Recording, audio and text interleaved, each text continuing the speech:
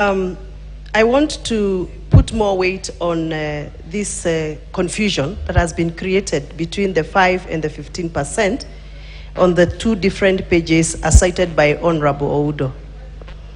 While I put more weight on that confusion, which I think needs to be clarified, Honorable Chair, I honestly feel that the people who are heavily involved in digital monetization are the young people.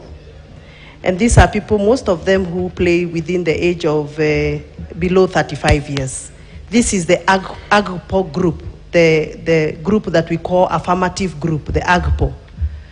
So dealing with this category of Kenyans as any other body of professionals and charging them or imposing on them the 15% down to 5%, I still feel we are not being very fair to this category of digital monetizers. And therefore, I still feel that this bill needs to be probably maybe relooked at more, if possible, so that we can take care of this asset industry, the growing category of industry. Thank you. Madam Chair. The Honorable Robert Basil, member for Yatta. I'll come to you. Thank you, Chair. I'm actually looking at the individual rate taxes. The one on the first rate of 288,000 and the next of 100,000. If you sum them together, comes to 35%.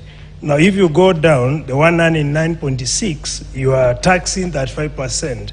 So I find to be a bit is ironical, and I would appreciate clarity from the chair, because why would you overburden the middle income, the upcoming one? Those who are earning a lot of money, we peg it at that 5%. So it doesn't make sense at all. So it would be appreciated if the chair could actually explain. My proposal on the same, if we could make the one earning 288 to about 5%, the next 100 to around another 5%. So the two could come to 10%, and that would make more sense and will support upcoming middle income. Thank you. Yeah. Madam Chair, on this one, I'd like to just go on record that this is one of those clauses that has been extensively prosecuted, not only in the committee, but also with practitioners in this industry. Madam Speaker, cohort upon cohort of digital content creators have been engaged on this matter, and if there is one thing that each and every one of them agreed to, is that there is reasonable purpose for them to be equalized just like any other profession. In fact, their biggest argument was that it should be reduced from the 15% that had been initially proposed to what is now appearing on the clause as 5%. And anyone who feels that they had paid beyond what they want after their declaration at the end of the year, they can actually reclaim. So in essence, the withholding digital tax on content creators is actually the 5% that we see on the clause, and that should be the informing principle to this debate. And Madam Chair, I support. Okay. No, now we want to put the question on Honorable Nyikal's, so that we can move to the next move of the amendment. We all agree that we do just three people on every amendment. You'll have an...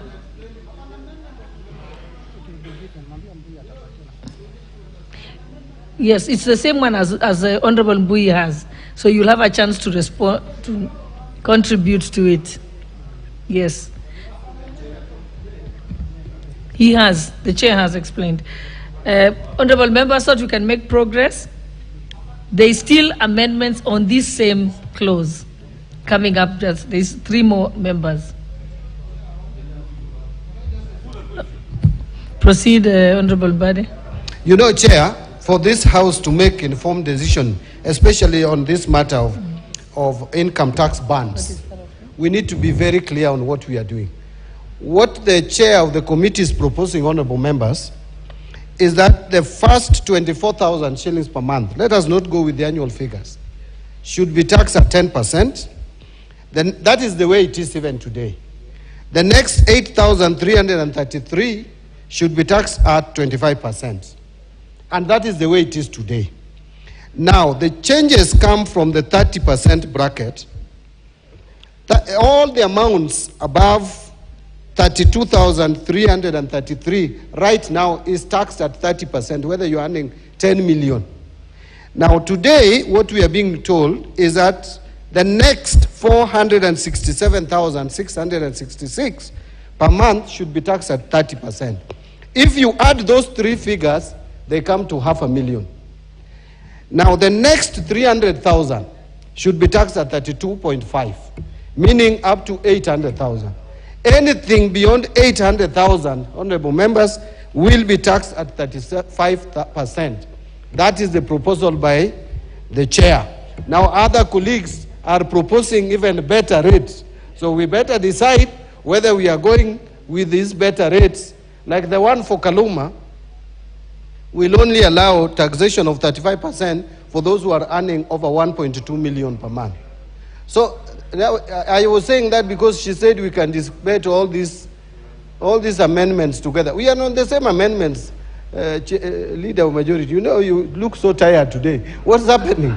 I mean, okay, I think we need to allow the Leader of Majority to go and have something. Thank you, Honorable Badi. I think we can now put the question that clause 24 be amended as proposed by Honorable Nyikal.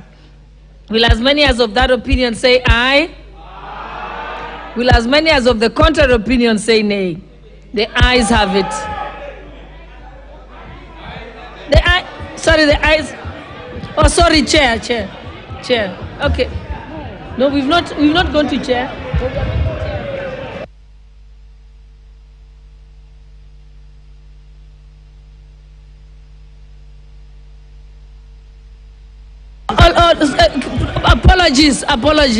Apologies. I said Honorable Nyikal instead of Honorable Chairperson. Yes, to the slip of the tongue. Okay, let me now put the question again. Chair.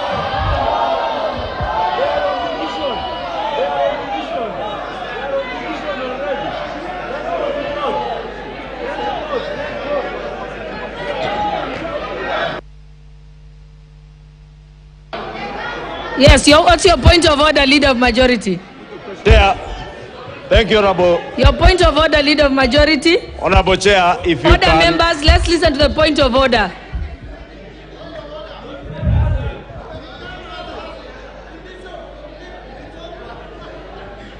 Chair.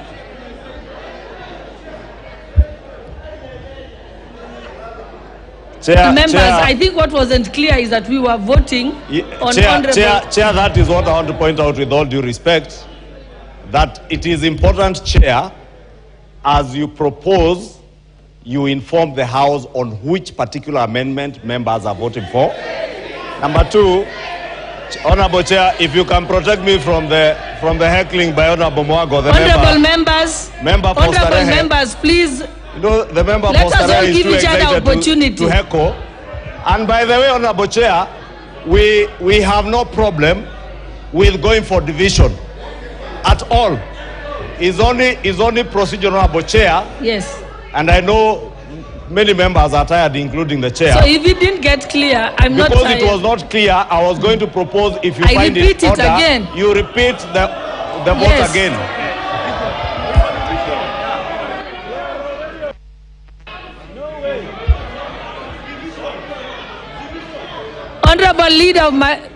Honorable members, we can repeat it because the members did not hear.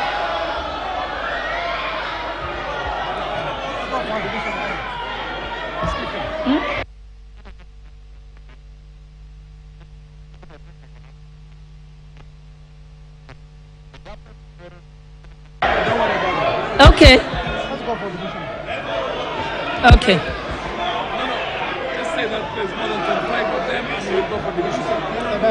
Yeah, okay. We have enough numbers to call for a division. Ring the bell for 5 minutes. You ring the bell for 5 minutes and close the...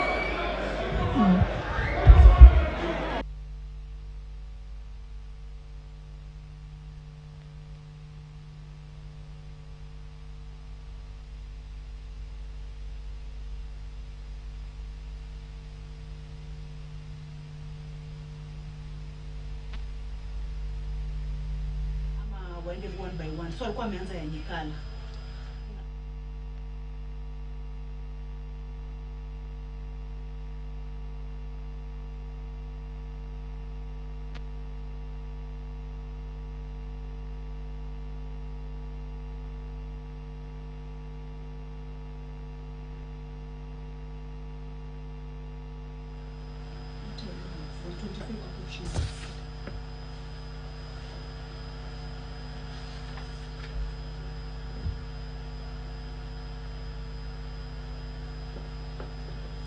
The House has called for division on clause number 24, another clause that has divided the House in regards to the proposals in this particular clause.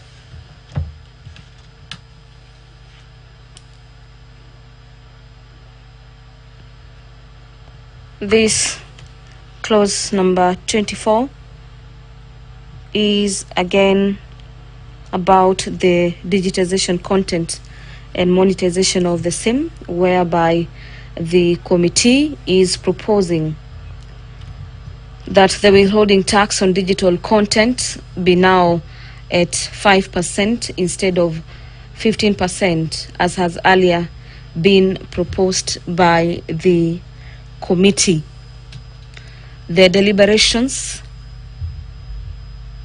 in the House this evening is whether members should consider amendments proposed by other members, such as Honourable Member for Homa Bay Town, Honourable Peter Kaluma, that is proposing a taxation of 35% of earnings above 1.5 million shillings.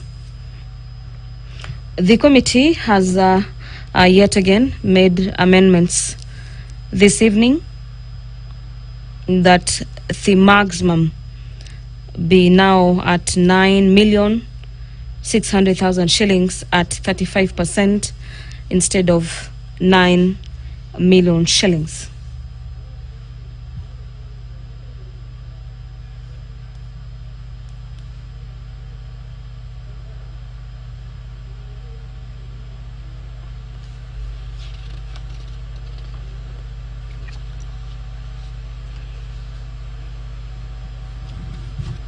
There appears to be some sort of high level of engagements in the chamber. The chair, Honorable Gladys Boss, is addressing members.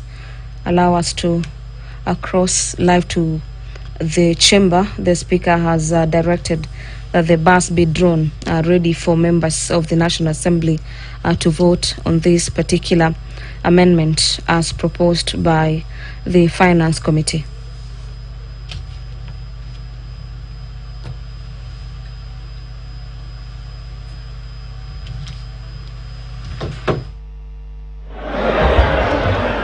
Honorable members, take your seats. Take your seats.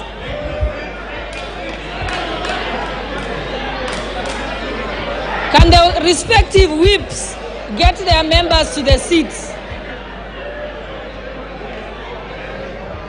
Get your members on the seat.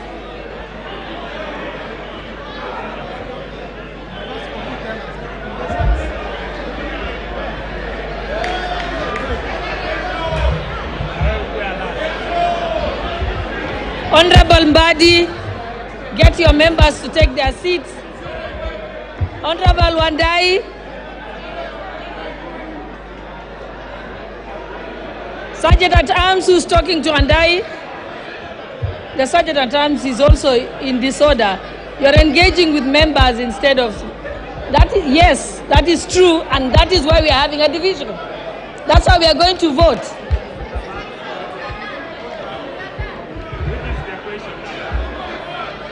I didn't call for the final question. Let's proceed. We did not.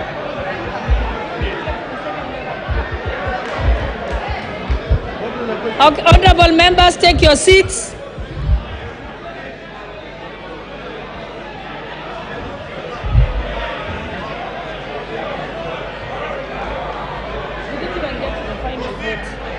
Yes. Let us proceed. Can we have 2 people from each side? They're here. Okay, the tellers are already here. Let us proceed. Call the names.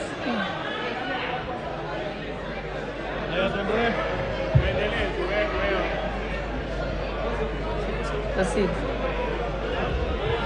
24, the amendment as proposed by Honorable Nikal.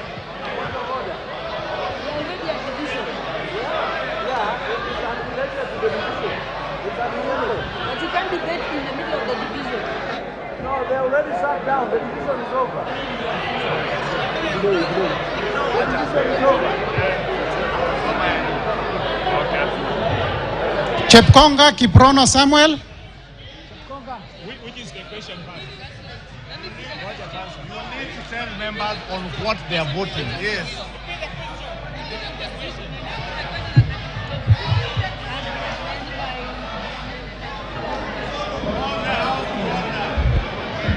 Honorable members, let me put the question again. I now put the question that clause 24 be amended as proposed by Honorable Nikal.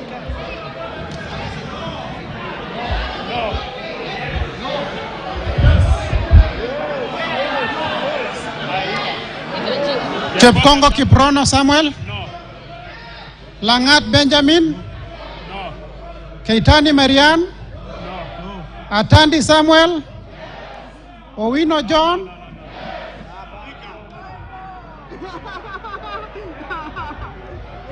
Honorable members, every individual has to vote individually. Every honorable member must vote individually. Honorable member, I will actually put.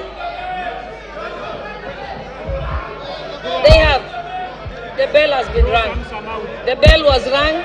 Honorable Zamzam, I will hold you out of order and withdraw you from the house. Be seated and let us proceed.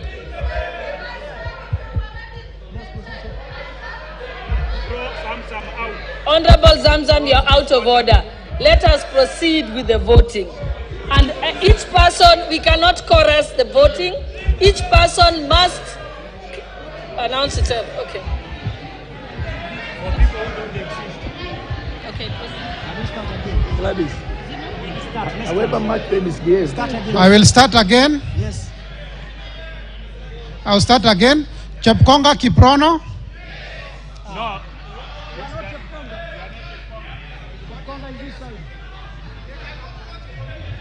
That is cross misconduct. Just name a few and throw them out. Give the microphone. Get the microphone. Proceed. Honorable members, let us begin again. Okay, I now put the question that clause 24 be amended as proposed by Honorable Nikal. So now let us proceed. Start with the first one. And each person will vote for themselves. Chepkonga Kiprono.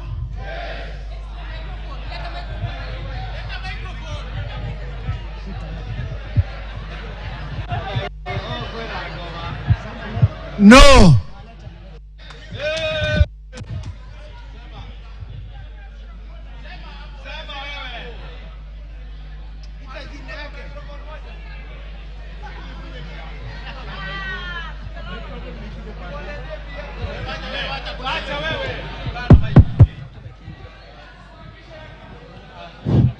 Benjamin Langat.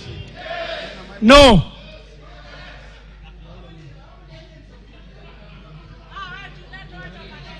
Keitani Marian.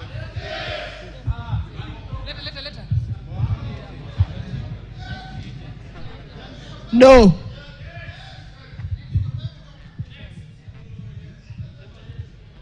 Atandi Samuel. No. Where is Atandi? Where is Atandi? Where is Atandi? If it's a chorus, then it will be a spoiled vote.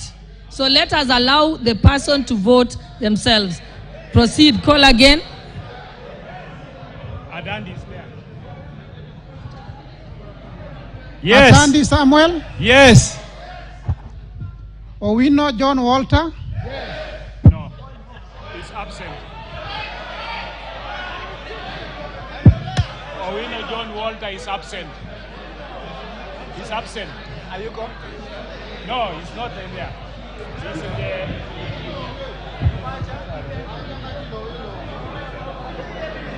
Honorable members, that's out of order because John Owino Walter is not in the country. So you cannot vote on his behalf. So let us proceed. John Owino is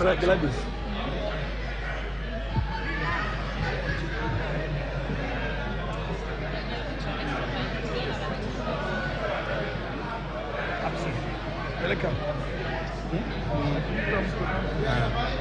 Just handicap absent. Mrembo Irene Juki,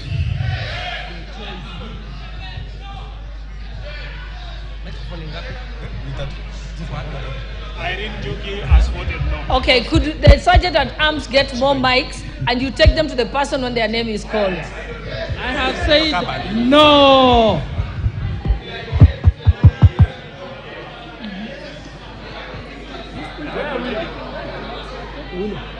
Nasema no. Shuria Abdi is absent. Shurie Abdi Omar, Absent. Sergon Florence Jamatia, Sergon Florence. Where is he? Absent. Absent. Kandie Joshua, Nice. Kandie Joshua is there. Kandie Joshua. No. I vote no. Kipkoros Joseph, Koros Joseph is there. Mike, He's here. who is you? No. Cameron Charles, Yes. Kamureng Charles is there. Kamureng Charles is there. Give him the mic. Cameron Charles, No, I'm saying Cameron Charles, no. Don't say something that I have not said.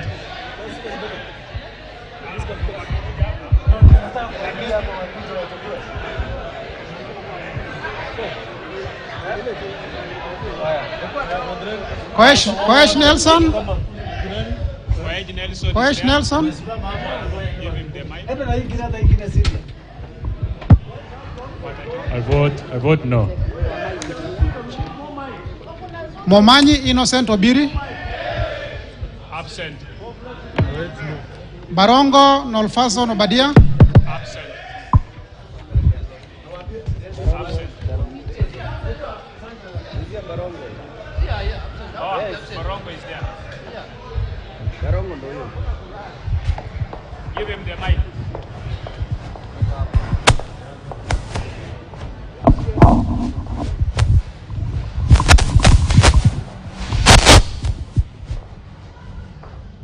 Yes.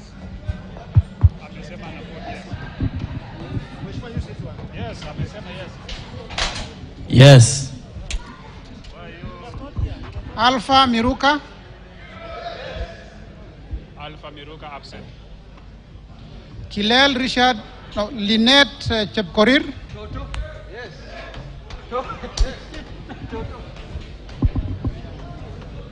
I vote no.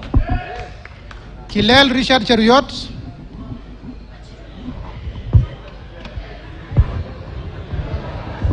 I vote no. Yegon Richard,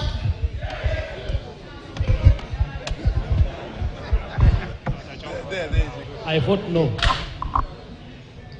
Mamwacha Onchoke Charles,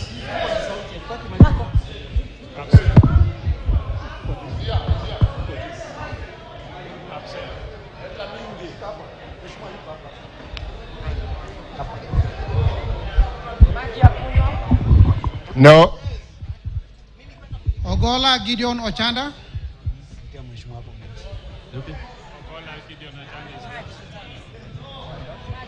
No. Osero Patrick Kibagendi, Absent.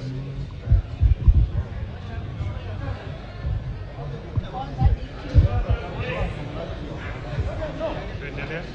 Wanjala Raphael, Yes. Wamboka Nelson Jack,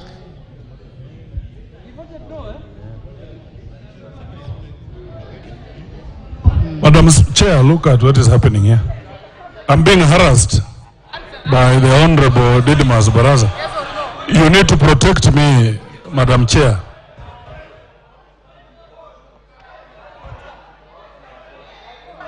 Yes. Wambilianga Catherine,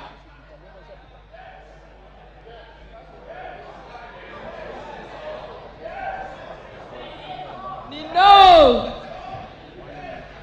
Yakub Ado, Absent. Komingoi Kibet Kirui,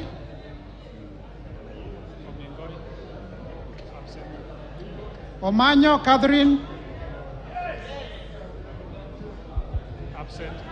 Mwale Nicholas Tindi, Absent. Tindi ameenda. Oyula Joseph, Oyula absent. Wiridhania Rindikiri,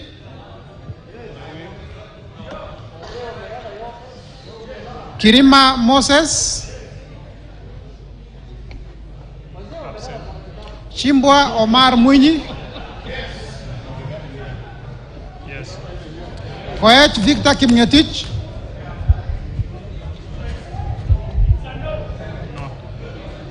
Baraza Patrick Simiu, No, absent. Biego Paul Kibichi, Ntwiga Patrick Munene, No, I vote no. Maalim Farah,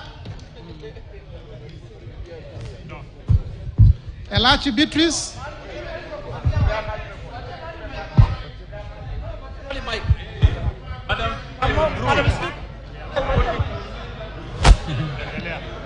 Hapa kalia member mwenye taifa akisimama. Waweru John Kiaria, Sirma Musa, Alaji alisema yes. Welie Adan,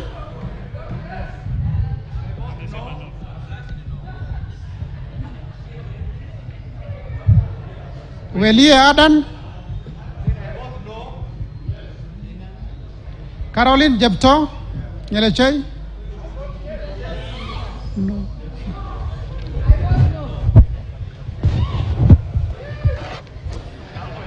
Gadhiru Mejadong, Ongili Babu Owino,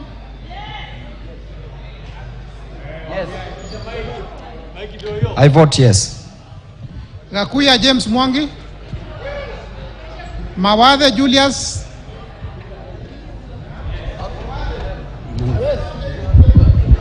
I vote yes. Mwenje Mark Muridhi, I vote yes. Daboen Pamela Njoki,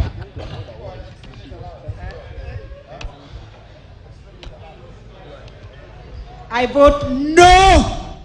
Lelmengit Kipto Kosgei, That's gender violence. Omboko Milemba,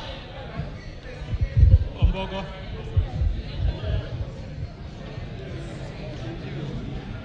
Absent ameenda. Kipiegon Johanna Ngeno, Ukose Robert, No. Yakub Farah,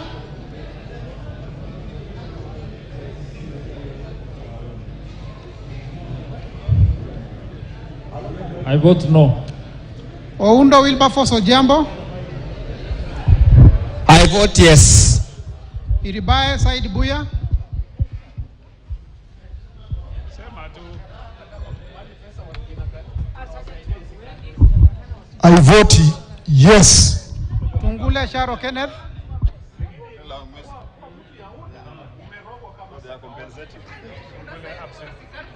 Siad Amina Udgon, Baro Deko Mohamed, Guyo Ali Wario,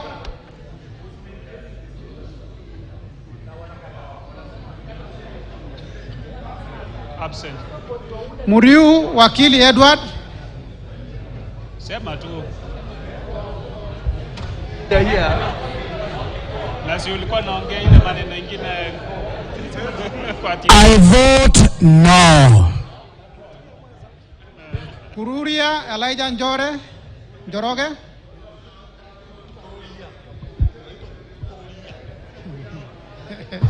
I vote no. Kagombe Gabriel Gaduka. I vote no. Odhiambo Elisha.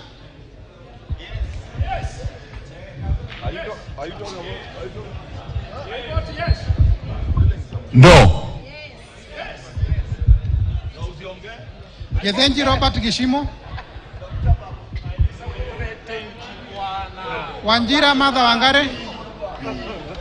Wamushomba Gadhoni.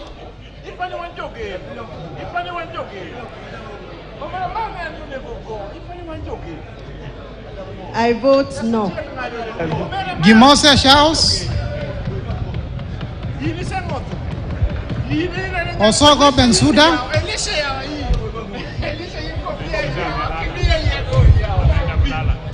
Kaluma George. Karidho Kiili.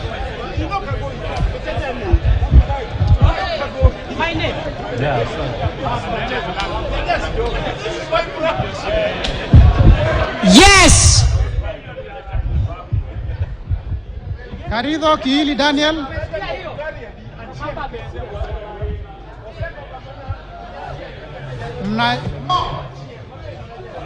Manaiba Julius Taitimu.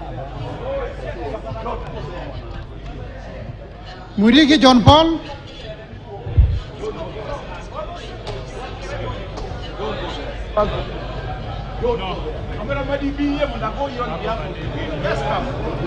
Abdi Ali.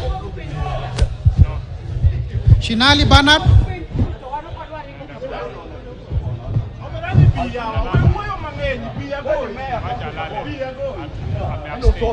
Bonaya Mumina Golo. Lomwa Joseph Samal.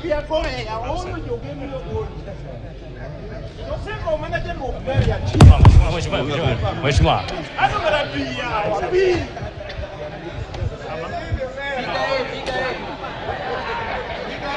Tubi Bidu Mohammed.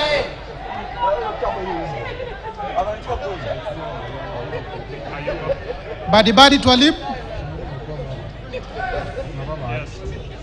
Ndongo George Koimburi. Nani? Just Samal, hayuko.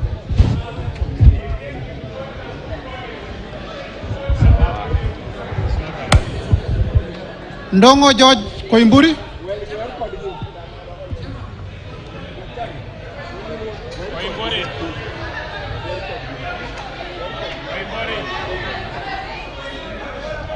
Wamashukuru James. Wamashukuru amesema no. Obara Eve Akinyi. Tumesema nimepata. Amefika yes.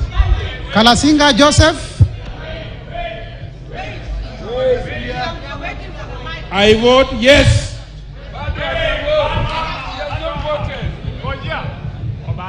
I vote yes. Obara Eve. Asante.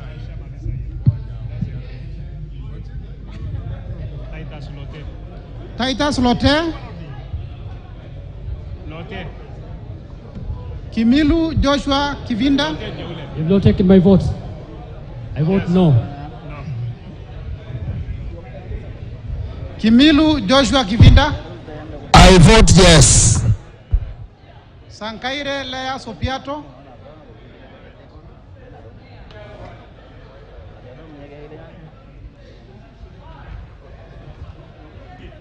I vote no. Kanchore Elijah.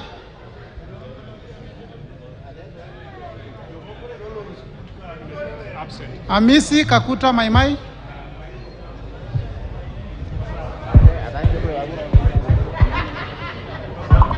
I vote yes.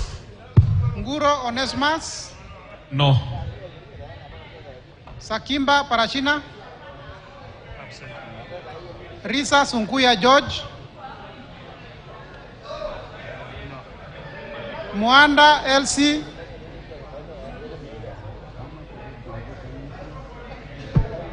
Katana Paul Kaindi.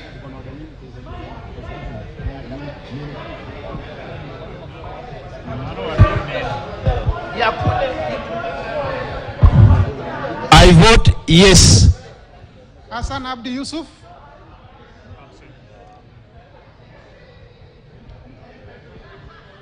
Juguna Shege. Makali John Okwisia. Kiungu Peter Irongo. Muli Fabian. Shumel Samuel Moroto. No. Sudi Oscar. Okwome Andrew. Okwome we can hear you. Karauri Ronald. No. I vote no. Were Shaus Ongondo.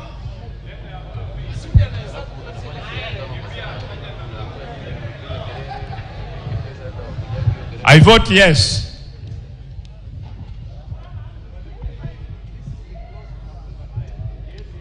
Mbui Robert. Korir Adams. I vote no. Kipkoech Gideon. Kemei Beatrice. Ruto Julius Kipleting. Wangaya Christopher Seka. Absent. Wanjiko John Njuguna. I vote no. Waithaka John. I vote no. Muratha Ann Wanjiko. I vote no. Orero Peter Ochieng. Mbalu Jessica. Hata Mbalu ameenda nyumbani. Mutuse Ecomas.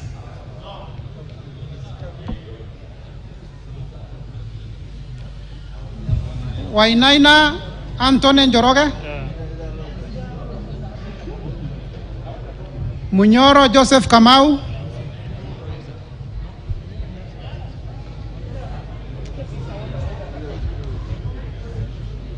Nyoro Samson Dindi.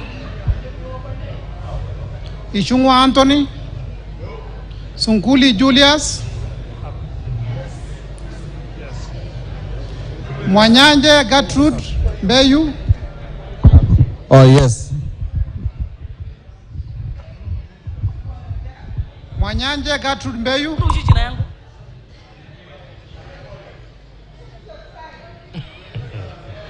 Baya. I vote yes to clause 24. Thank you. Baya Owen. Kitty Richard Ken Chonga. Baya amevote no. Chonga yuko. Zambia Thaddeus. Na huyu?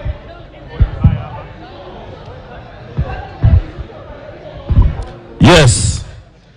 Mutua Didmas Wekesa.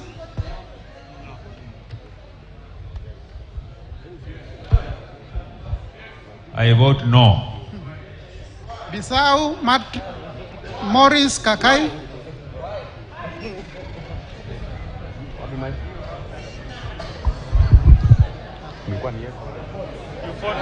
Yes. Rai Samuel Gonzi. I vote no. Kwenya Dhuku. Moya Wanjiko. Absent. Cherorot Joseph Kimutai. I vote no. Kosgei Hilary Kiplangat. Maina Jane Jerry.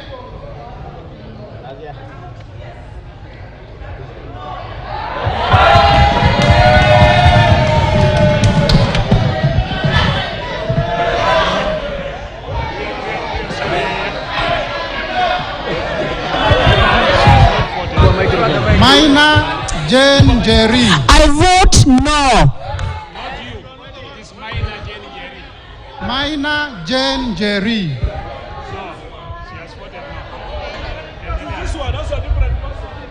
I vote no. And I'm Maina Jenjeri. The other one is Mary Maindi.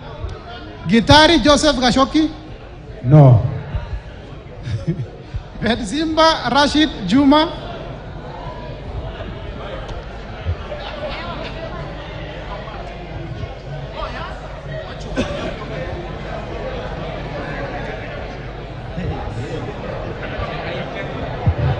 I vote yes. Aburi Donya Doris.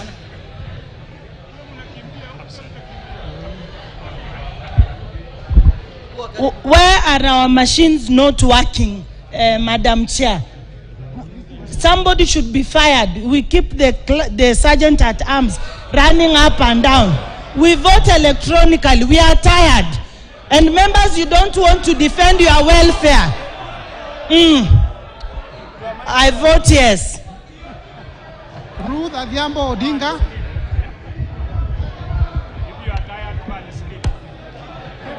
Ruth Adhiambo Odinga.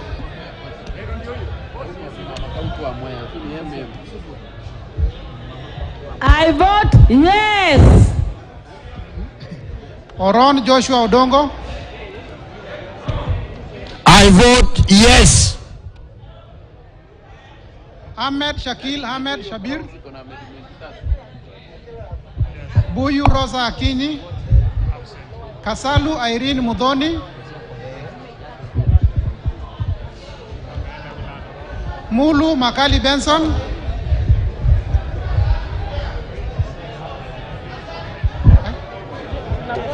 I vote yes. Mulu Makali Benson.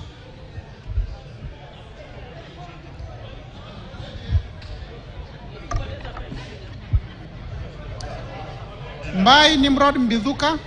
I vote no. Mboni Rashid Mwalika.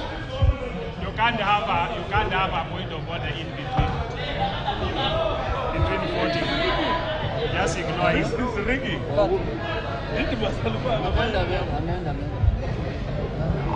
Mboni David Mwalika.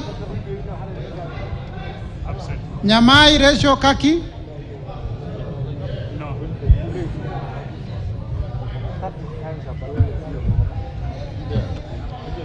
Nyenze Edith Mokaya Nyakundi. Kibagendi Anthony. Gisairo Cliff Ombane.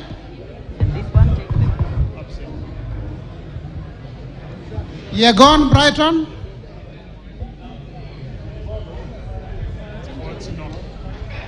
Kiprono Mutai Alfred. I vote no. Tonui Joseph Kipkosgei. Enjoy your mic, Gabo.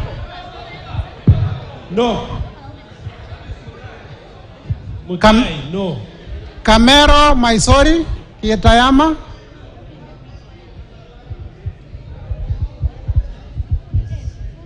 Robbie Mathias Nyamabe. I vote yes. Oh, I vote no.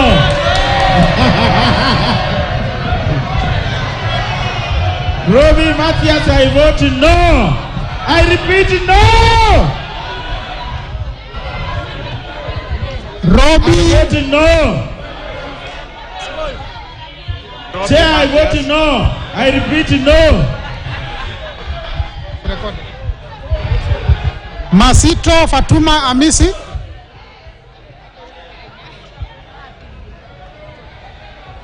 Masito Fatuma Amisi. Masito is not there. Fatuma Amisi Ayuko. Absent. Wanyonyi Ferdinand.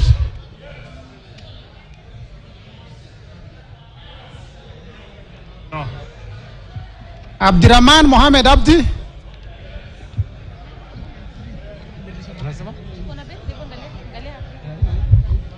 Ayuko.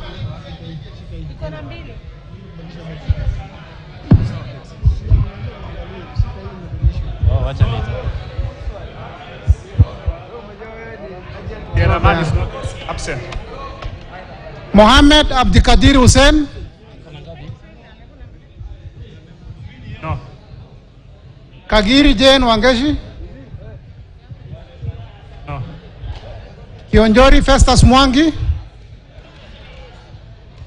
Vote no. I vote no. Korere Sara Paulata. Absent. Karani Stephen Washira. No. Lekuton Joseph. Marubu Monica Mudhoni. Obo Ruweida Mohammed.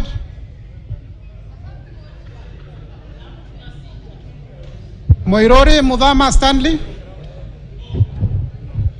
Kothe Felix Oduor. Kaangara Joseph Mboro. I vote no.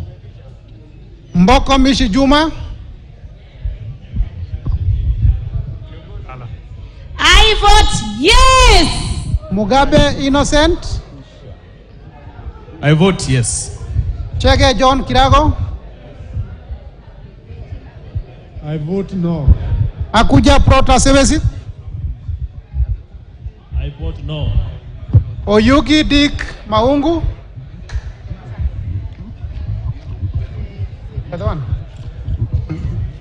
Nabi Nabwera. Iforomondo Mangale.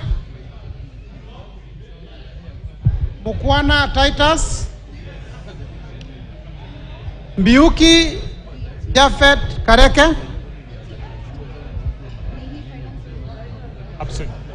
Kamene Joyce. I vote yes. Mule Caleb Mutiso. Kombe Harrison Garama.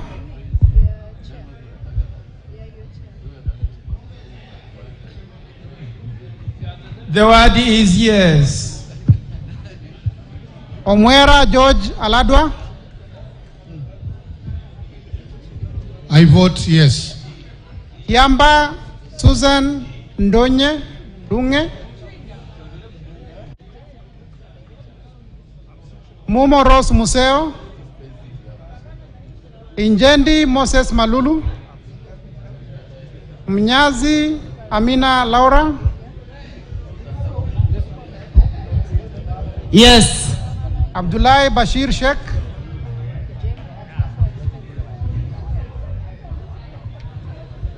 Sheikh Humel Ker Kasim.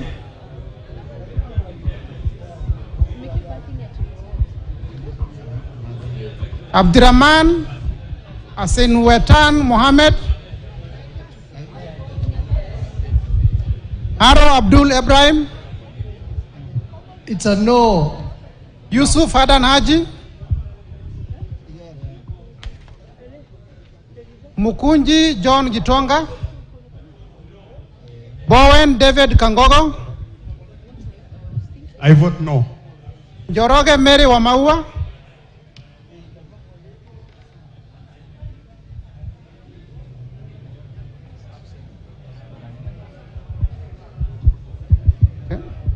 Toroitich Timothy Kipchumba. Wako Naomi Jilo.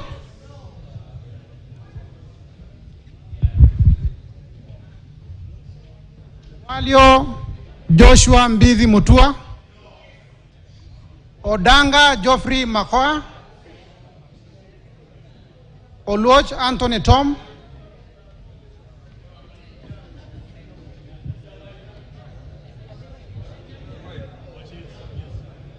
I vote No. yes.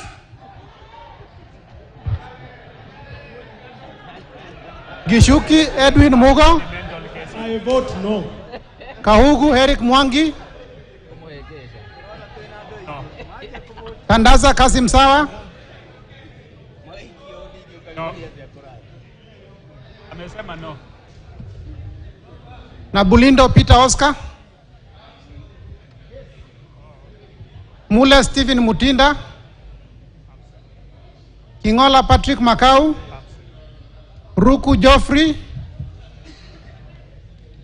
Nabat Bernard Morioki. I vote no.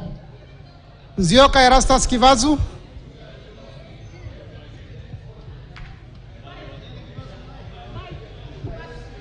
I vote yes. Kailemia Elizabeth Karambu, Mohamed Fatuma Zainabu, Kipngor Ruben Kiborek, Barto Filia Jebkemoy, I vote no. Imani Francis Kuria, Chimba Zamzam Mohamed. Mheshimiwa Spika, wakati mwingine watu wakijifunga unakubali. Lakini kama mama Mombasa napiga yes. Kirwa Abraham Kipsang,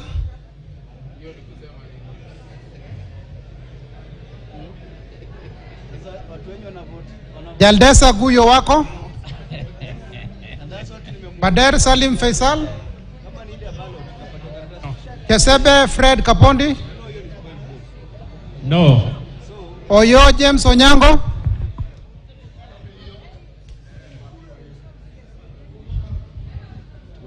Yes.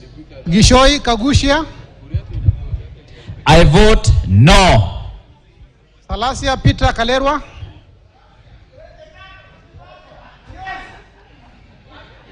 Naika Johnson,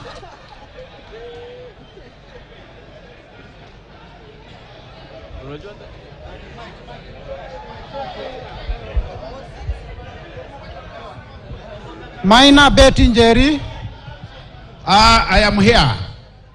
I'm voting yes. Naika Johnson. Maina Betty Njeri, Mashele Mohamed Saud,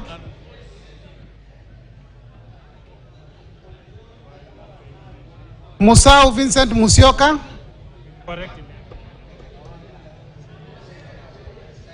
I vote no. Shake Peter Mbogo,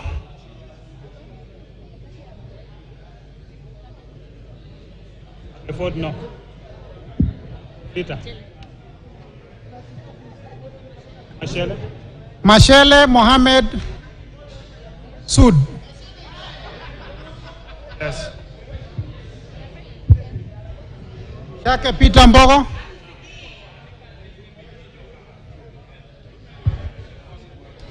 Maingi Mary,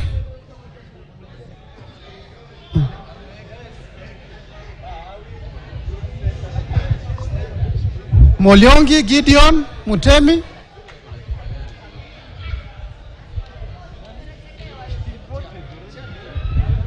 I vote yes. Nguna Charles Ngusia, Absent. Nzengu Paul Musimi,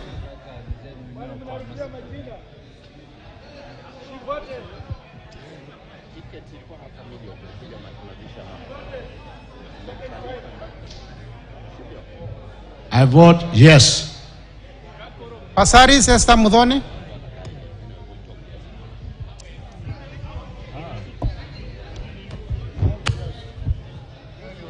I vote no.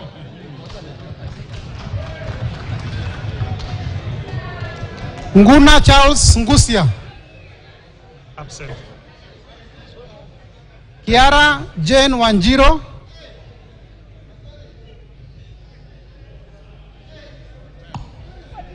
Napiga language.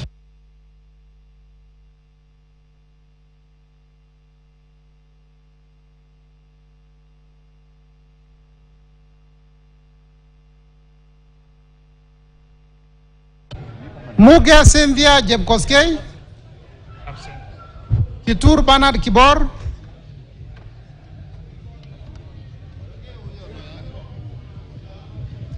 Bernard Kitur, I vote no. Tonkei Rebecca,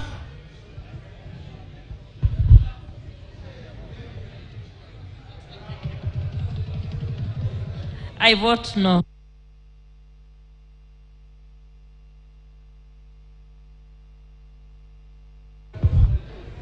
I vote no. Pareyo Agnes.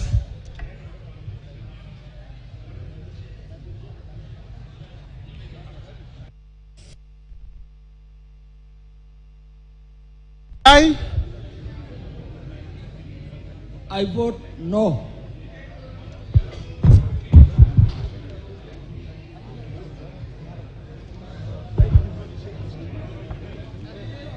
Pareyo Agnes.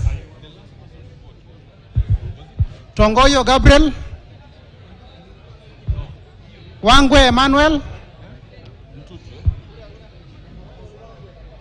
Gachagua George N. Owino Martins.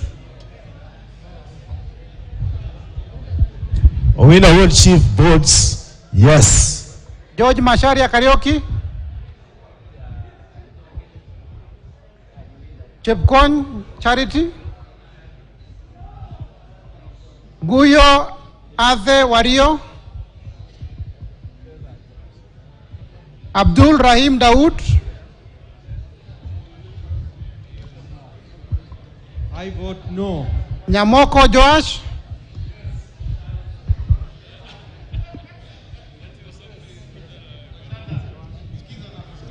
I vote no. Owor Juma Joshua Aduma. Amesema yes. Mohamed Ali. Mongina Jerusha. Gitao Faith Wairimo. Odoyo Okelo Jared. Jared Okelo here, and I vote yes. Janda Zahir.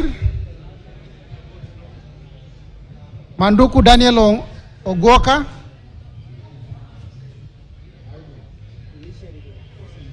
Odege Tom Mboya. Washira Rahab Mukami. Odege Tom Mboya, yes. Washira Rahab Mukami. Madenge Duncan Maina.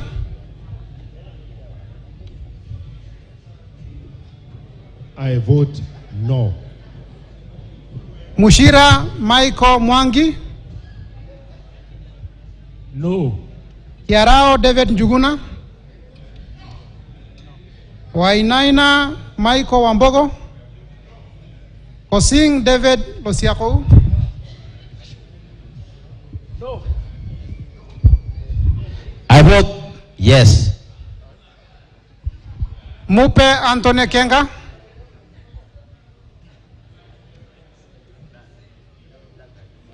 Gogo Lilian.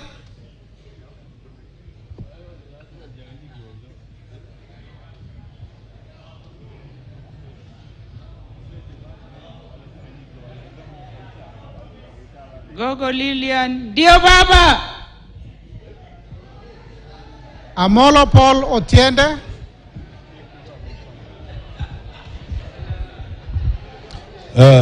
On this division caused by the inattention of our counterparts, I vote yes.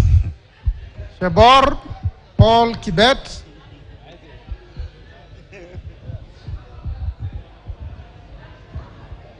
Paul Abor.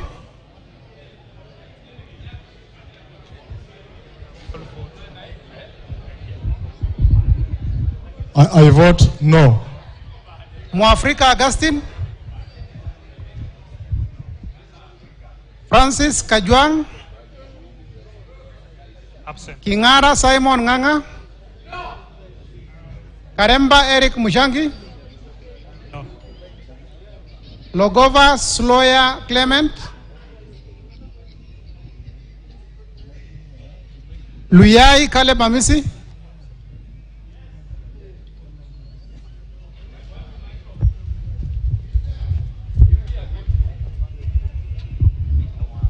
I vote yes. Raso Dido Ali. Lenguris Pauline. Dento Johnny Jackson Lekumontare. Yes. Letipila Dominic Eli, Lesuda Josephine Isula,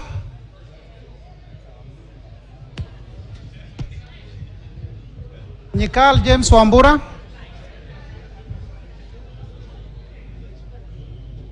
Ikana Frederick Lusuli,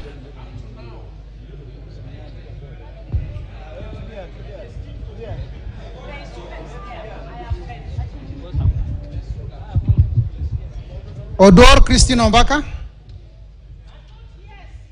Kemei Justice Kipsang, Lochakapong Peter. No. John Waluke. I vote no and no. Sigei Francis Kipiegon.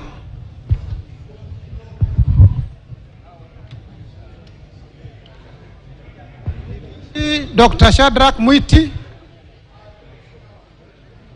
Onyego Silvana Sosoro. Kiplagat David. I vote no. Maina Mwago Emos. On behalf of the suffering majority, I vote yes. Odhiambo Mili. Omondi Karoli. Gashobe Samuel. I vote no. Mohammed Junet. Masara Peter Francis. I vote yes. Mizigi Lydia Aika. Abdullahi Amina Dika.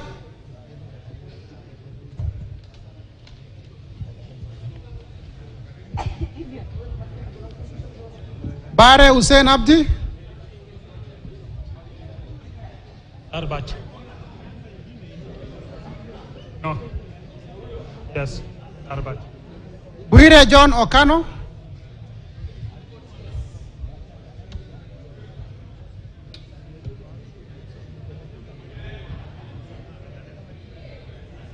Oku Edward Kaunya. Absent. Otusho Mere Emase.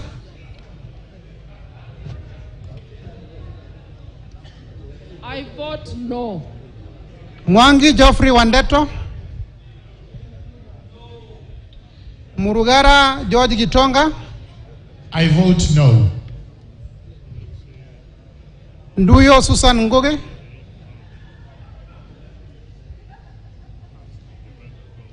Nganga Alice Wamboi. Kasait William Kamket.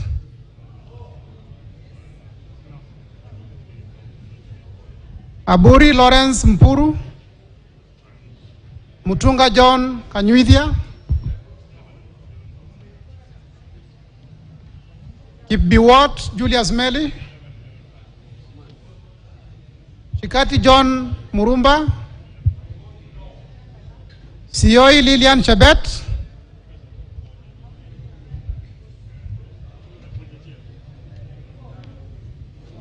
I vote no. Sitienei Janet.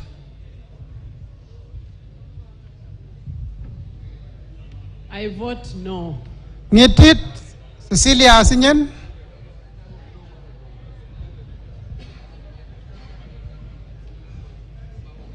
Emade Joseph Namwar.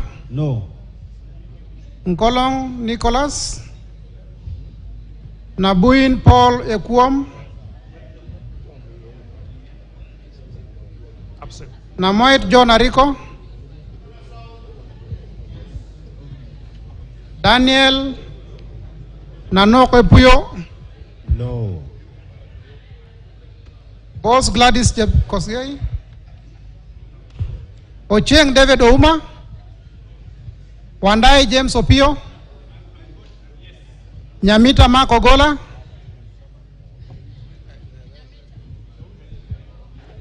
I vote no. Kagesi Kivai Hannes Togesi. Adagala Beatrice Kahai. Abdi Kamis Shome. I vote yes. Jeho Fatuma Abdi.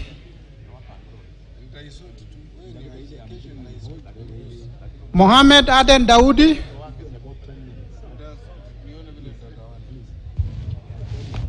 Sane Ibrahim Abdi. I vote no. Ado Mohammed Aden.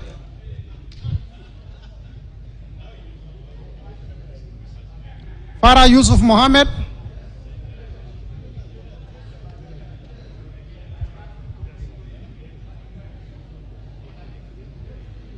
Wanyonyi Martin Pepela.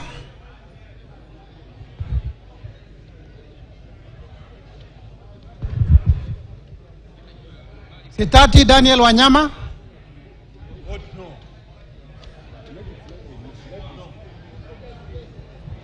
Mogaka Stephen.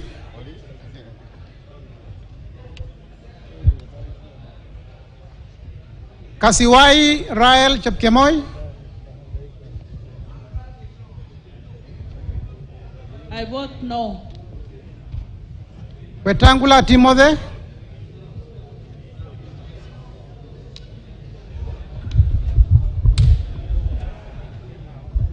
I vote yes.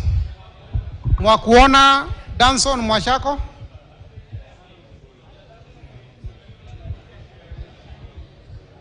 Basil Robert Ngui.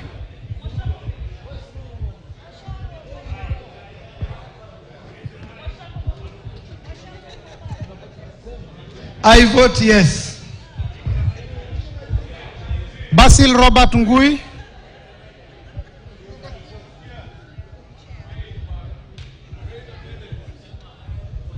I vote yes. Ali Abdisirat Khalif. Chege Sabina Wanjiro. Dena Joseph Amisi. I vote no. Aaron Suleka Ulbale. Ikiara Dorothy Mudhoni. Iraya Joseph Wainaina. I vote no. Kosgei Jackson Kipkemoi.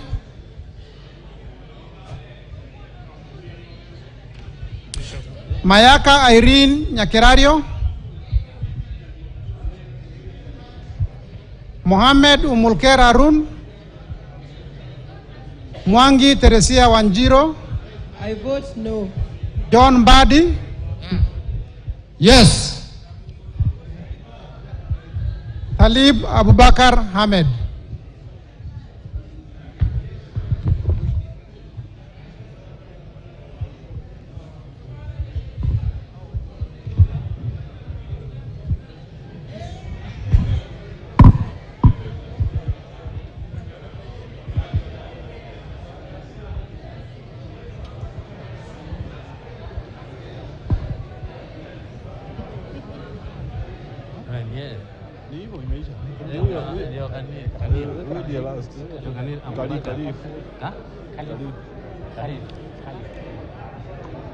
Alipewa na Wiper.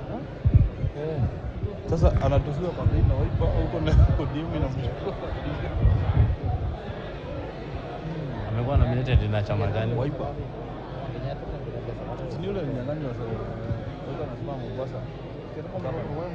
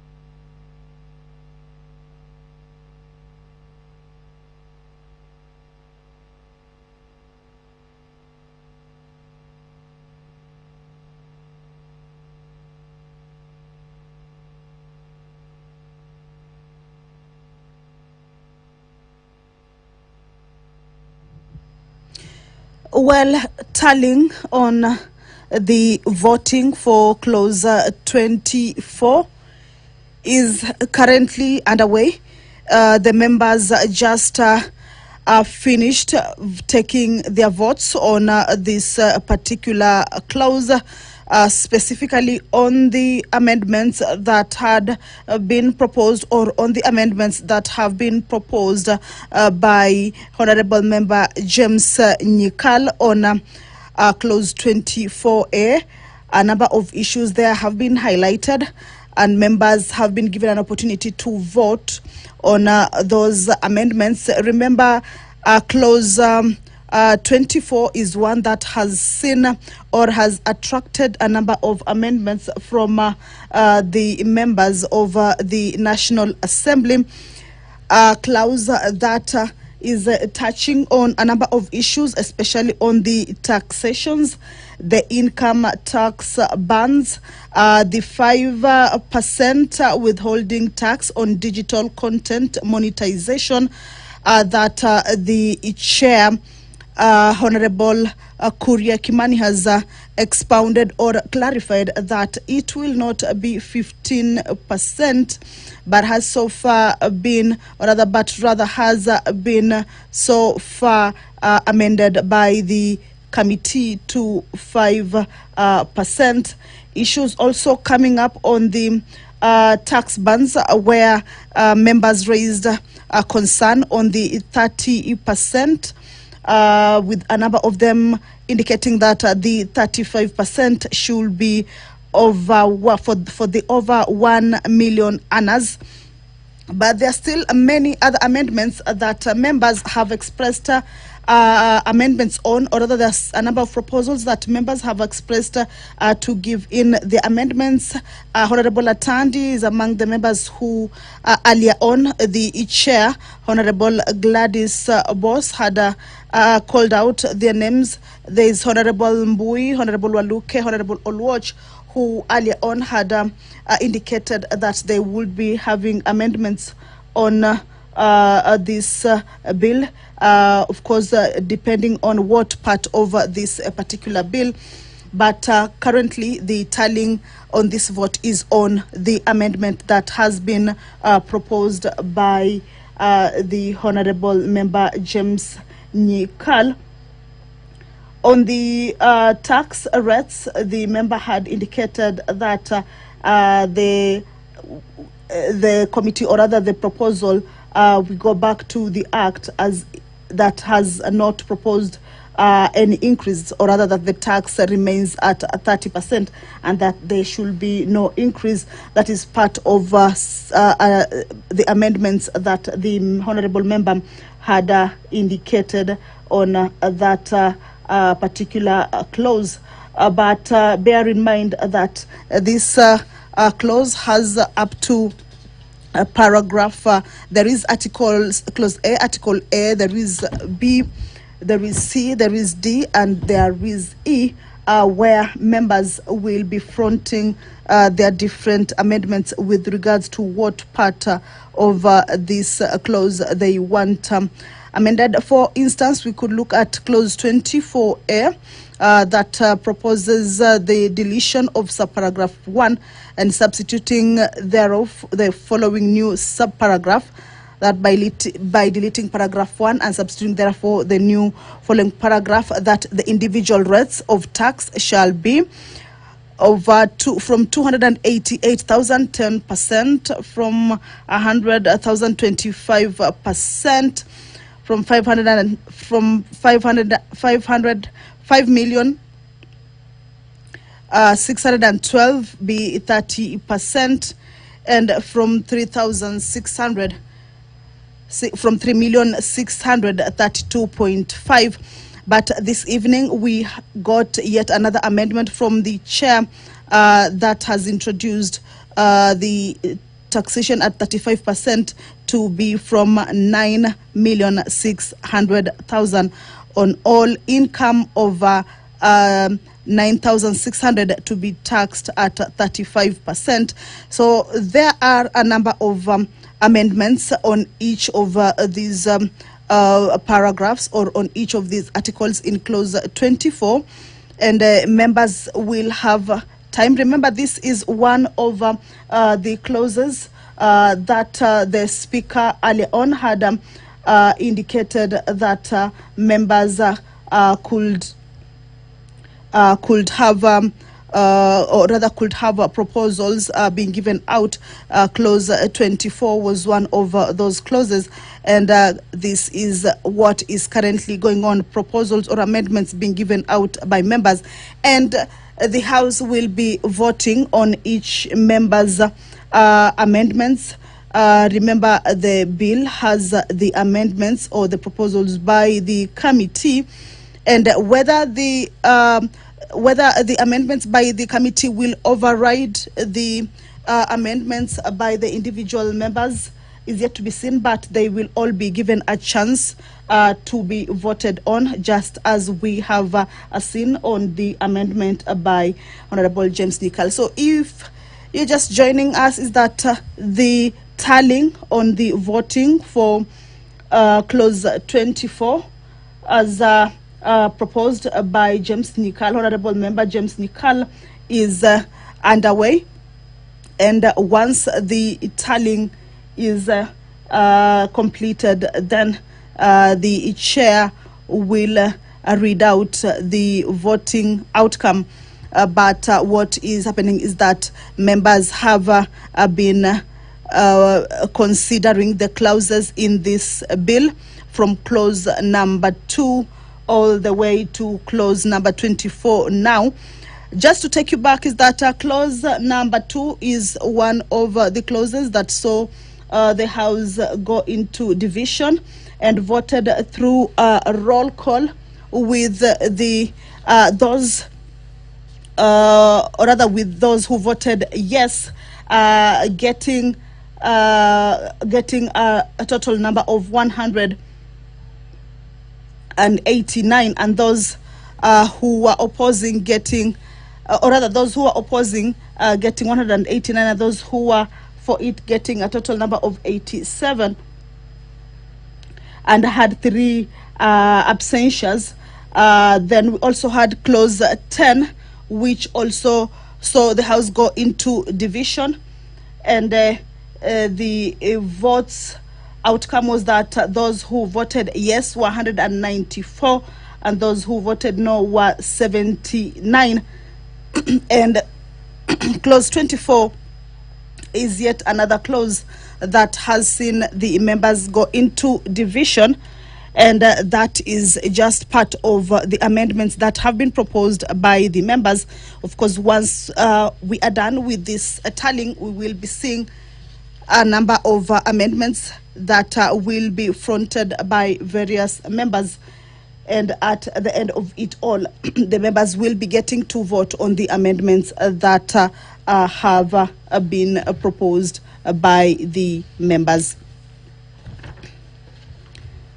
Remember, this is the Committee of the Whole House, a division on clause 24 of the Finance Bill. Remember, this is a bill that highlights how the government will be raising its funds or its finance, or rather how it will be financing its budget. As just the other day that the Cabinet Secretary for Treasury, National Treasury and Economic Planning presented the budget highlights and how the budget will be financed. There are a number of tax measures that have been proposed in this finance bill, and this evening is that the day on considering, or rather basically the sitting is where members are considering each and every clause of the bill, trying to pick out on what they think should be amended or what they think should be considered in one way or the other. And if there are proposals or amendments that are agreed upon, then members will vote in favor of, and those who may not be agreeing on, they will be opposing. And that is what has been happening from around 5 this evening, where the Committee of the Whole House began its sitting. And you remember earlier on is that the Majority Leader, Honorable Kimani Ichung'wah, asked for extension of sitting time just to give time to this particular session or particular exercise to enable members have enough time to ventilate on the contents of the bill and ensure that the legislative process goes on without any hitches. As you can see, the chair, Gladys Boss, is on the speaker. Allow me to hand you over and let's listen in to what she is saying. Honorable Nyikal, the division result of voting is the nays 183 and the ayes 79. Therefore, the nays have it. I now put the question. I now put the question that clause 24 as amended be part of the bill. Will as many as of that opinion say aye?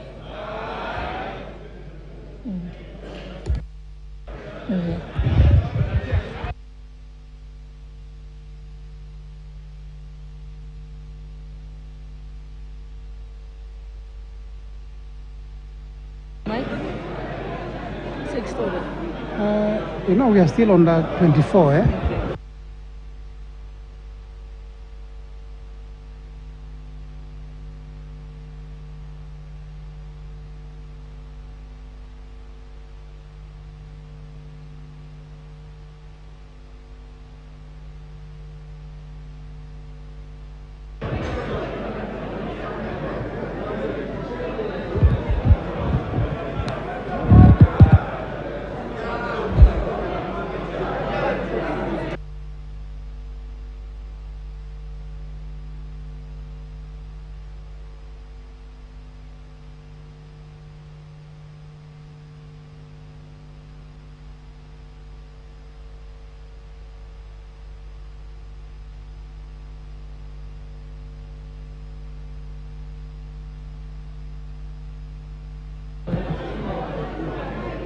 Honorable Mbui, I think you can move your amendment, but if you can avoid paragraph 1, because that has already fallen under Honorable Nyikal's amendment.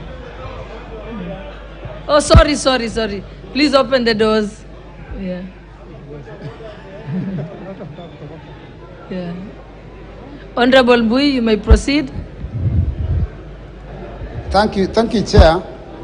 My proposals were, I think, 4 of them.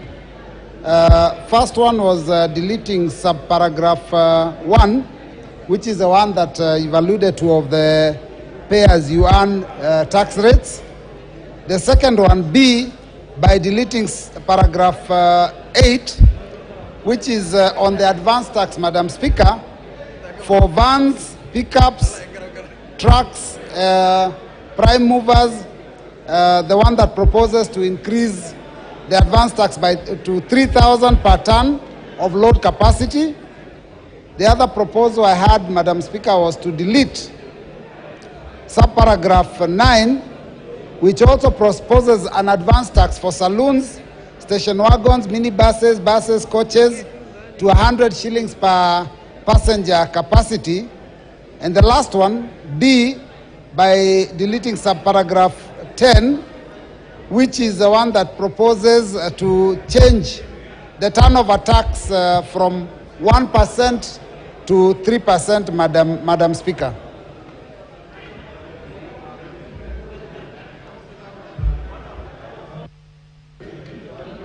Leader of Minority.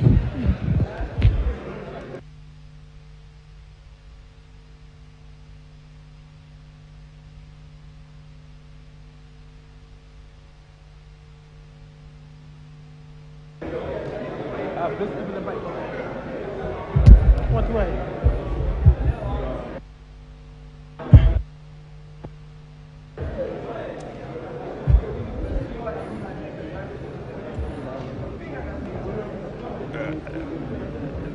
Do I proceed?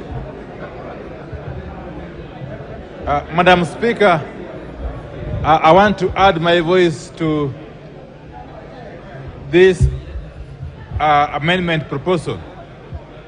Madam Speaker, the reason why I support this amendment by the Honorable Robert Mbui is that if we fail to delete this clause and remove these taxes, we shall have succeeded as a House in actually condemning those young entrepreneurs who have chosen to invest in commercial vehicles, Madam Speaker, by actually having them punished for choosing to be risk takers and investing their hard-earned cash in commercial vehicles, Madam Speaker.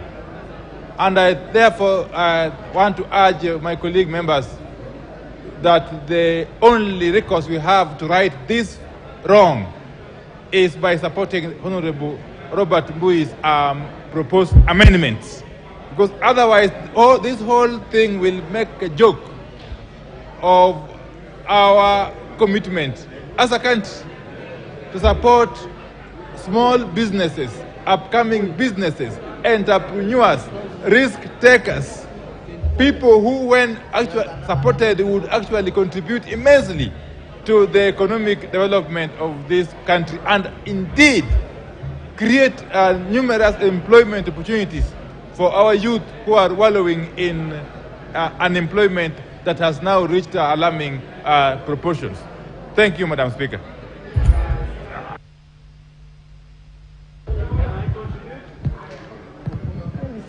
I'm trying to see if there's someone else who hasn't contributed.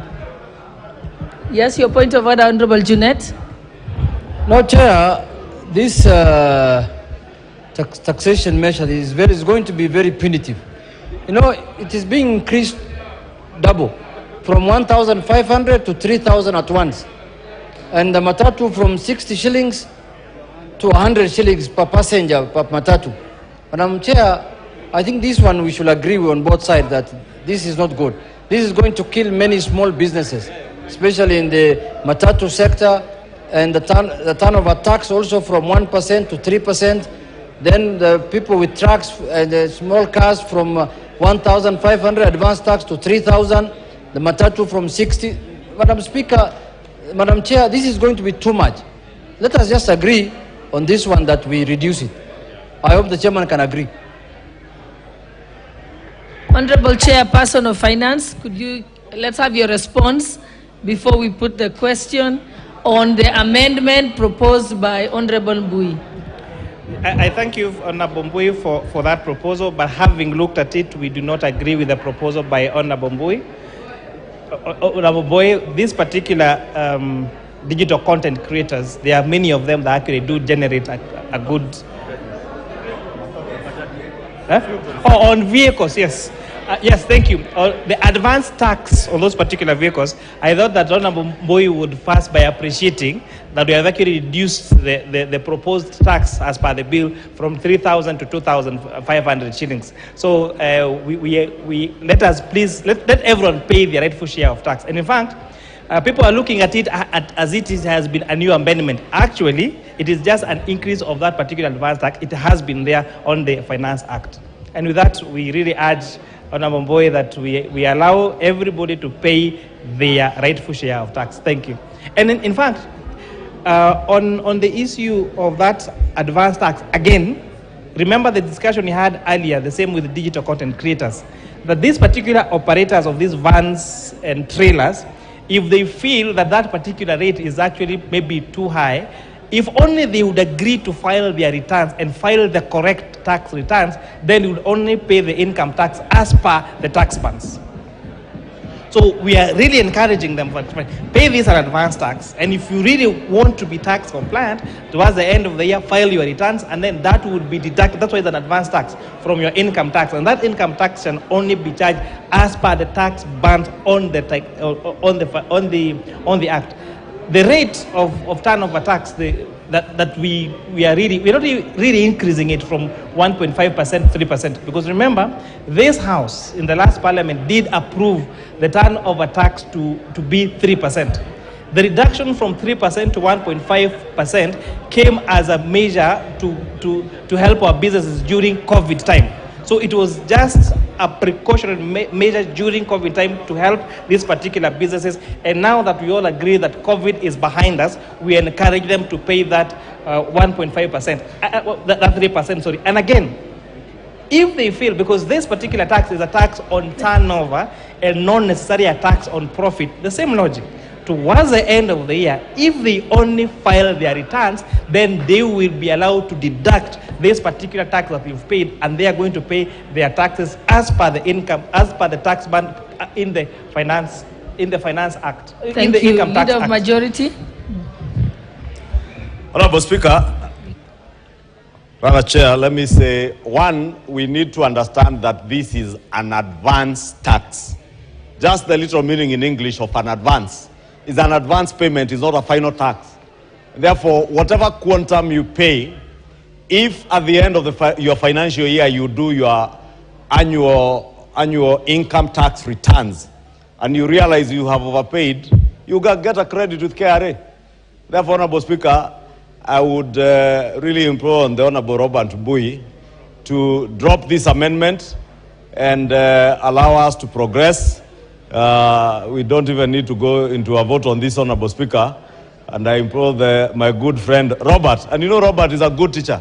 He understands the literal meaning of the word advance, that you pay in advance.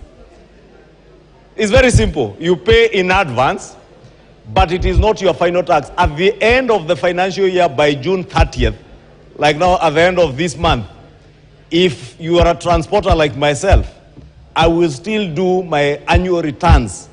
And should I find that the advance tax I paid is below what I ought to pay as income tax, you are required to top that up and pay to KRA. If I find during my returns that I overpaid, I get a credit. And the earlier you pay tax matters, the better. Even the Holy Book in the Bible says, give unto Caesar what belongs unto Caesar.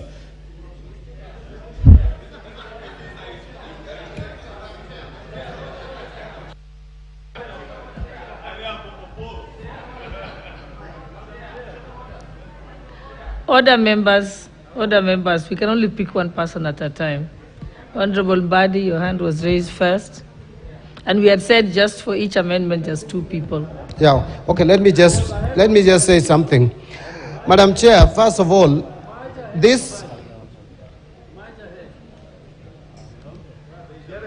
Jared Okello, you will be disciplined. This is the chairman. Honorable Okello, if you have continued shouting... The national chairman of his party is on his feet. Madam members, Chair, please allow Honorable Badi Madam Chair, to proceed. I want to say the following. One, this notion that advance tax is okay to taxpayer is very wrong. There is no reason why you should borrow money as a government from people who are very poor. Let these people wait until the end of the year and they file their tax.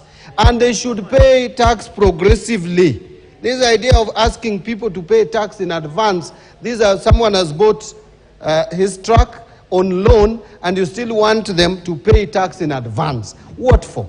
Finally, Madam Chair, the issue that Chair of the committee raised is very fundamental. First, is wrong on the percentages. It's not 1.5, it is 1%. It's not 1.5. And again, we are talking about who? Mama Mboga to go and file returns? To wait? The kiosk, those who are selling sweets on the sides of the road, to go and pay, to go and file tax returns? Even administratively, it is very difficult. Madam Chair, if this House can be considerate to the downtrodden, if we can make amendments to at least exclude some of our payments like per diem, which we have successfully done here, and Mama Mboga out there, the hustler, the ones you are addressing in our public rallies. I hope hustlers are watching how they were deceived, how they were duped by Kenya Kwanza. No one cares about them. Let them pay advance tax. But I support Honorable Mbui's amendment. Leader of majority, your point of order. Honorable Speaker is overtaken since the Honorable CPA John Mbadi has sat, although it is good because you allowed us to ventilate on the issues here and not to pontificate on our political stance, because we also have that option, Honorable Speaker. But it's also good to inform the Honorable John Mbadi, and he's an accountant, though a junior accountant in terms of professional qualification. By age, I know he's older than me, but in terms of qualifying as a CPA, he knows I qualified when I was still a student at the university, when I was a junior finance officer. And he knows there's something in accounting called a prepayment. And what he's saying that government is borrowing from people, it is not government borrowing. It is simply taxpayers being asked to make a prepayment of what they owe to the taxpayer.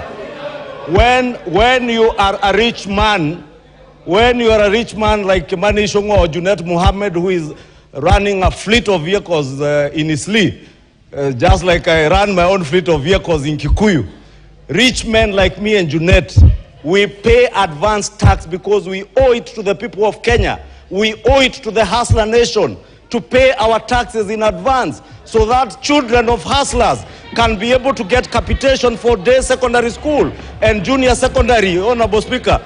And therefore, Honorable Speaker, I once again oppose the amendment by Robert Mbui again, and we all oppose.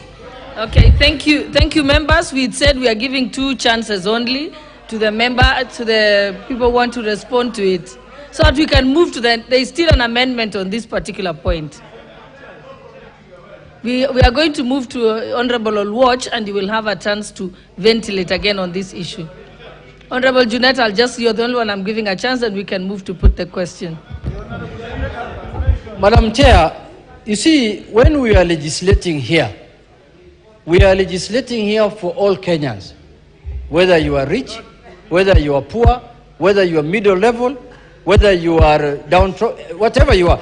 Madam Chair, you can only be sure of how much tax you need to pay after you do an assessment on your books. Madam Chair, what Honorable Mbadi is saying is true.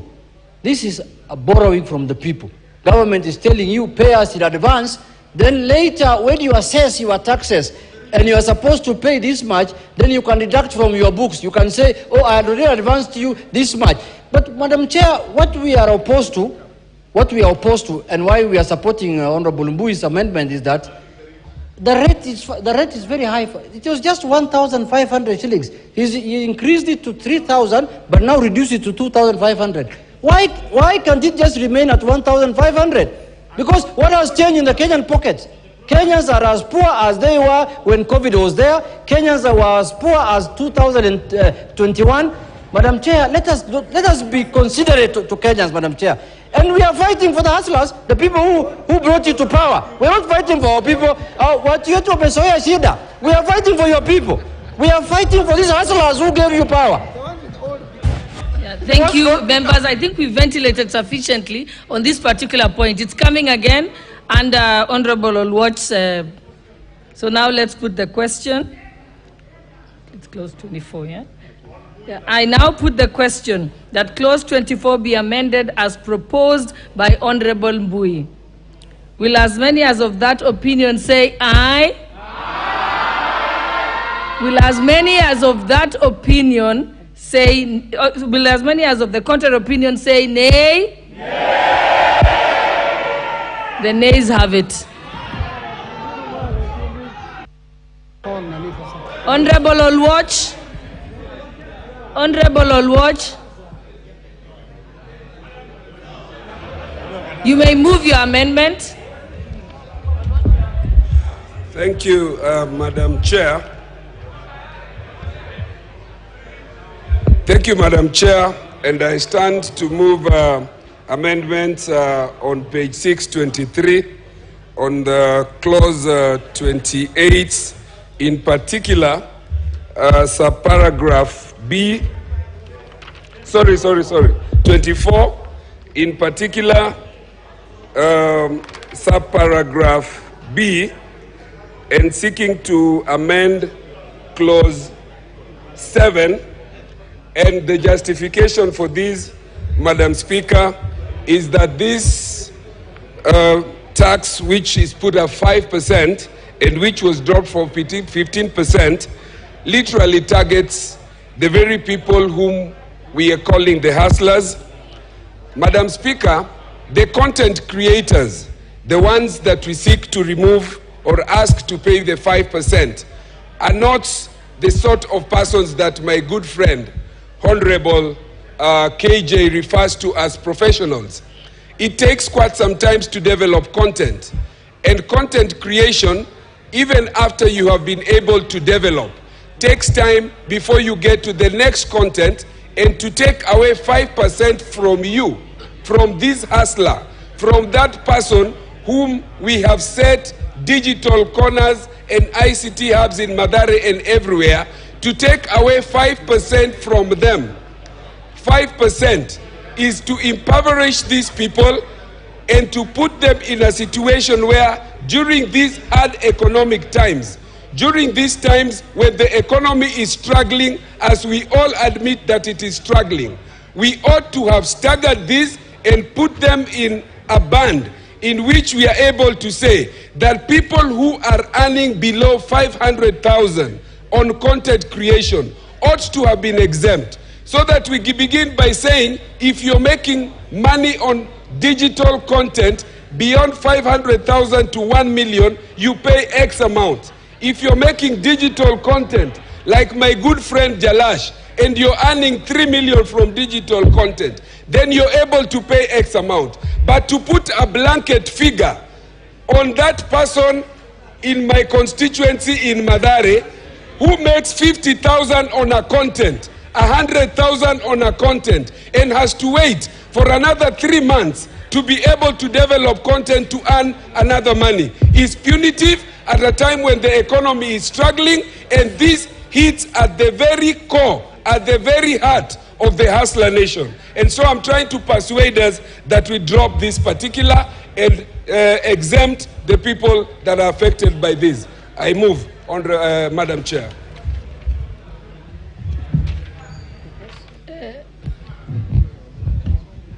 I now propose the question that clause 24 be amended as proposed by Honorable Olwoch. I will give a chance to Leader of Minority, and then I'll come to you, Babu. Like, we have to go to order of seniority. Let your leader go first. Now, Madam Chair, I just want to support this proposed amendment by Honorable Olwoch for the simple reason that we have got no justification whatsoever to punish young, talented Kenyans who are basically making a living out of their own creativity, Madam Chair. I think if we are to be fair to the youth of this country, what this House should do in one accord is to support this amendment by Honorable Olwoch, because otherwise, how will the youth ever get a chance to prosper, Madam Chair? And they are investing. They are investing in content creation, Madam Chair. And yet, we are proposing a tax regime that is going actually to run them out of business, Madam Chair. So I think if we really mean well for the youth of this country, this is such a time that we must stand on our feet. We must stand firm as a House and say yes to Olwoch's amendment. Thank you, Madam Chair. Honorable Babu Owino. Thank you very much, Madam Speaker. Suda, let's finish with Babu Owino first. Thank you very much, Madam Speaker. On the issue of content creation, Madam Speaker, these are people who are very poor, Madam Speaker. The Kenya Kwanza government campaigned on a platform of bottom up. Did this bottom up meaning stealing money from the bottom and feeding the up? Madam Speaker, the content creators, for them to earn a living, somebody must have viewership of around 3 million for this person to earn 10,000 Kenya shillings. Madam Speaker, is this really fair, Madam Speaker, to punish Kenyans? Because number one, the Kenya Kwanza government promised 1 million jobs within the first year. They never delivered. They're already punishing poor Kenyans. Number two, Madam Speaker, the same content creators who are getting jobs on their own are also being punished for creating jobs for themselves. Madam Speaker, if you must lie to people, then lie like a priest. How did a priest lie? Madam Speaker, a story is told of a priest who was crossing a border, going to another country. When the priest was walking, Madam Speaker, they were supposed to go where they were going to be checked. Honorable Babu Owino, we are not supposed to be debating. You should be either supporting the amendment. Yes. So please, this is not a debate. Yes. Proceed and wind up. Give him the mic. And use the next one. You know, Madam Speaker, what I'm going to say is in line to support the amendment by Honorable Oluoch. That is why I'm bringing it from far. I know some of us here might not understand what I'm trying to say. So if I finish that story, it is an appendage of my conclusion in supporting Honorable Oluoch's amendment, Madam Speaker. Thank you. Honorable Bensouda, and then we can move to put the question. That is very unfair, Honorable Madam Speaker. Bensouda. Let me finish my sub. Okay. I thought you had finished, Honorable Babu. Madam Speaker, it is very unfair because I'm the only member that you are trying to cut short, Madam Speaker. Let me just finish it in support of the amendment. So a story is told, I said, Madam Speaker, if you must lie, you lie like a priest. A story is told of a priest who was going to cross a border to another country. Then this priest was accompanied by another lady. So the lady held something that she needed to declare before crossing the border. Then the lady decided to put this item into the priest's pocket. Reaching where they were supposed to declare, Madam Speaker, the security asked the priest, "What do you have to declare?" Then the priest said, "From my belt upwards, I have nothing to declare." Then the security officer asked the priest, "What about from your belt downwards?" Then the priest said, "From my belt downwards, I have something precious to ladies." So the question is, and he was let to pass. Thank you, Honorable Babu. You have completed because you're debating again instead of talking about the amendments. Yes, thank you. Okay. Thank you. Honorable Bensouda. Thank you so much, Honorable Speaker. I rise to support the amendments by Honorable Oluoch on content creation exemption. And I want to say this as a member of the Committee for Communication, Innovation and Information. It is unfair to start imagining imposing tax on what we have not achieved as a country in digitalizing socio-economic empowerment for the youths, which is an opportunity for their job creation. Madam Speaker, I rise to support the amendments because in the first place, even the proposal in provision of the Ajira technology in the constituencies has not been measured to be effective. Madam Speaker, I rise to support that even the content creators are struggling and the small space that they've secured within the market, they are fighting to get that to sell the commodities or to ensure that other aspects are done. The same government has not laid out the framework to ascertain the level of achievement and success in digitalizing and providing for the Ajira. Some of them are struggling with bundles and internet. Madam Speaker, I support the content creators must not be subjected to this tax. At other amendment places, we must consider all the facts which are relevant. Let us stop pretending, let us not tax everything and go by the support, the proposal of Honorable Oluoch. I support. I'll give a chance to the chairperson of ICT committee, Honorable KJ. Madam Chair, this amendment could never have been brought by a better person than the honorable member from Mathare. The part that we are not telling about this content creation digital tax is the journey that we have walked. Madam Speaker, the proposal by the Committee on Finance seeks to do two things. One is to bring equity. This is the house that has been mandated by the country to ensure that there is equitable distribution of resources, but also an equitable carrying of the burden. Madam Speaker, every profession in this country pays tax, Madam Speaker. Every profession is taxed at a certain rate. The journey that we have walked, Madam Speaker, in the time when, from when the proposal was made, is that this tax has actually been reduced from an up of 15% to where we are now at 5%. And the argument we made, we who are concerned about the real content creator, the argument was that they cannot be inequitably taxed.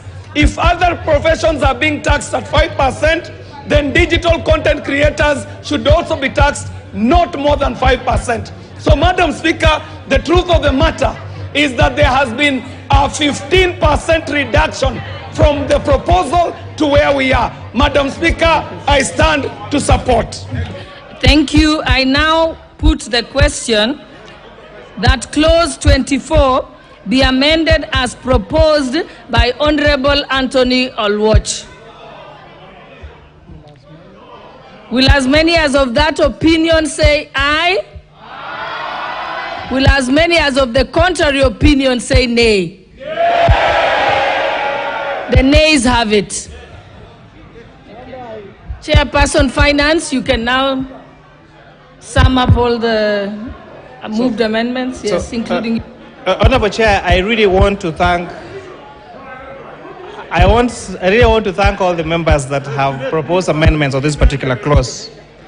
But really, I am loving the discussion we're having in this country about digital content creators, because this was a profession that nobody was talking about. But this particular proposal have actually made that we have spent the last 1 hour talking about something called digital content creation, which means everyone across the country is asking themselves what this is, and therefore we are having to start having a sober and open conversation about this particular sector. A quick comment on the two proposals, the advanced tax on vans and now this digital content creation, Honorable Speaker. That primary school teacher who sacrifices his time to go and teach ECD children, that nurse who spends very many hours in the theater or taking care of patients in ICU, that medical doctor who spends hours on end doing operations, they all pay their rightful share of tax. So it's just saying, let everybody pay their rightful share of tax. Because we have been unfairly targeting employed people, so that the employed people are the only ones who are paying tax. Yeah. But now let us have everyone there. Yes. Honorable Chair, yes, help us to sum up the exact amendment. Then we can be able, people can understand what they're voting on. Your proposed amendment. Okay. So, Honorable Chair, I've done this, but just for the record again, the proposed amendment as proposed by the Chair, as proposed by the Committee on Finance and National Planning, is that clause 24 again be amended to be amended again to have 9.6 million shillings instead of by deleting that 9 million shillings. That the digital content creators, the withholding tax be reduced from 15% as proposed on the bill to 5%, and introduce a tax, the digital content creation tax for non-residents at 20%. That we harmonize the tax rates for the sales, promotion, marketing, advertising service, and digital content monetization as part clause C, and lastly, yes, and lastly, that the advance tax on trucks, prime movers on all those other equipment be amended by reducing the advance tax as proposed in the bill from 3,000 to 2,500. And with that, I beg to move, Madam Chair. Honorable members, I now put the question that clause 24 be amended as proposed by the Honorable Chairperson of the Finance Committee. Can I repeat that again? Yes. Honorable members, I now put the question that clause 24 be amended as proposed by the Chairperson of the Finance Committee. Will as many as of that opinion say aye? Aye. Will as many as of the contrary opinion say nay? The ayes have it. I now put the question that clause 24 as amended be part of the bill. Will as many as of that opinion say aye? Aye. Will as many as of the contrary opinion say nay? Nay. The ayes have it.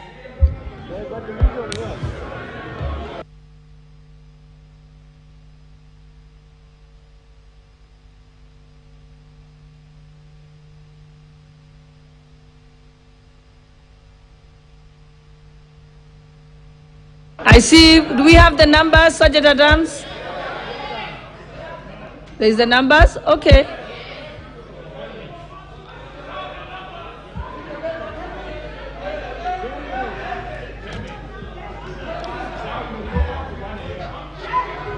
We can ring the bell for 5 minutes.